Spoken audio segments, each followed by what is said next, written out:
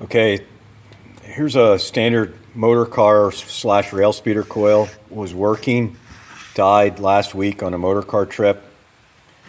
I'm going to go through briefly what I do to repair them. You'll notice it says Pontiac Coil Company. There's a number of manufacturers of these coils. Detroit's another one. This was a coil commonly sold in a Fairmont motor car. You got 3 terminals. Plug goes to spark plug, common, obviously to the common. And over here's the battery terminal. Vibrating points at the top. We're going to take a quick resistance. Have my cheapo Harbor Freight coil or meter. One plug, one lead on the common. It sucks trying to do this. Anyway, there you go.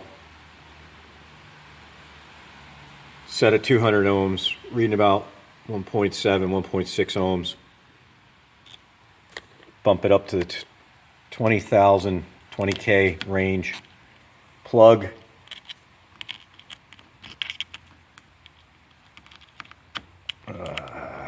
Plug to whatever.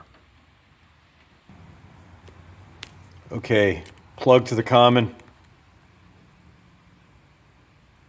2,000. Kick it up to 20K.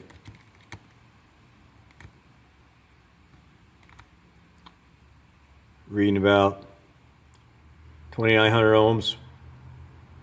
Seems reasonable. It's a little low, but you should be reading about 3,000, 3,200. We'll see what happens. There might be a slight break inside. We'll go to the next scene.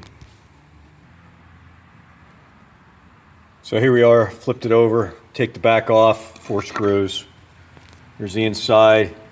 Somebody's been in here already. I don't think this cheesy epoxy is original. I've never seen this kind of stuff in here. Capacitor, it appears to be a wax capacitor. They absorb moisture, they go bad, they're junk. The only thing that's leading me to believe that this may be original is the crimp connectors. That's indicative of a Pontiac. What year was this built? This was made in October of '85. So it's 2021, 36 years. Yeah, I think after 36 years that capacitor is junk. So we're going to replace that. Next thing I'm going to do is pull off the points so you can take a look at them. We'll see what kind of condition they're in. One thing to note, question was asked, where's the glass insulator? Pontiac coils are different from Model T coils in that they have no glass insulator in between them. If you looked at my other video, you saw the Model T setup that has a glass insulator in it. That's Model T only. Pontiacs are different. Detroit's the same way, at least the ones, the more common ones. Obviously, there's no hard and fast rule on anything. There's always variations. But commonly what you'll find, this is what you'll see when you open it up. Often this capacitor is embedded in tar, which it will be when I'm done with this coil. You can also see some freckling over here. That's indicative that something got hot. Usually that's occurs over the capacitor. When the capacitor is leaky, they'll get hot. In this case, I'd be willing to bet that the magnet, the coil itself, was drawing too much current, which is why it got warm over a period of time. Remember, these coils are being used on a 2-cycle engine that's firing. Top end is about 1,800 RPM. So you're seeing fire.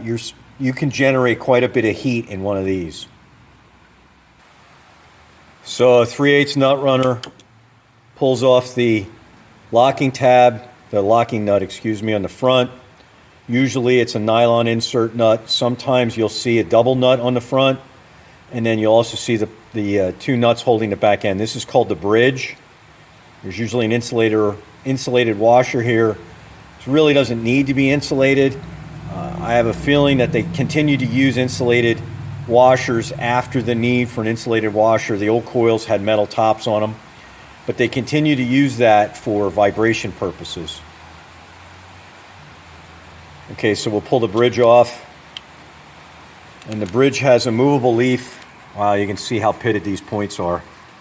They are bad. There is no doubt of that. So the points need to be dressed. You can see that this upper leaf is not moving. That upper leaf needs to have space in it. See how that rivet on the right, that rivet permits that upper blade to move back and forth, and right now that's pinched down tight.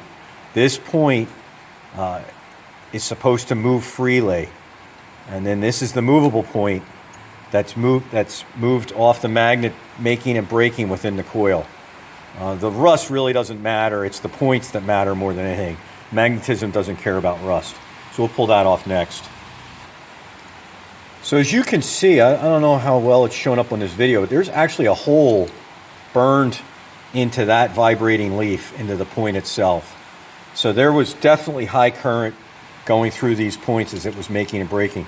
I will also say to you that all of the hardware, all of the nuts were very loose on this. Nothing was tight. In many ways, I'm surprised that it worked and worked as well as it did until it failed, obviously. You really want to keep this stuff tight. Now, the other thing is, I will say that this coil is actually physically in good shape as far as the wood goes and the terminals, or at least the hardware that's on the top. Sometimes you'll find divots in the wood. You'll see where it's been compressed. You'll see all kinds of divots where the movable point sets. In this case, there's nothing. So if you find them, you can build them up with washers. But let's keep going. So I just went through and I tightened up all these nuts that hold the studs in place. The studs are actually flathead wood screws with knurls on the ends of them. Where they go through the wood, they knurl on. You utilize a 9mm socket. That seems to fit them the best. All the other hardware seems to be 3/8 nuts. When I say 3/8, that's the socket to use, that's not the thread. So let's keep going. So I soldered in the capacitor. Now we'll try it out. Okay, here we go.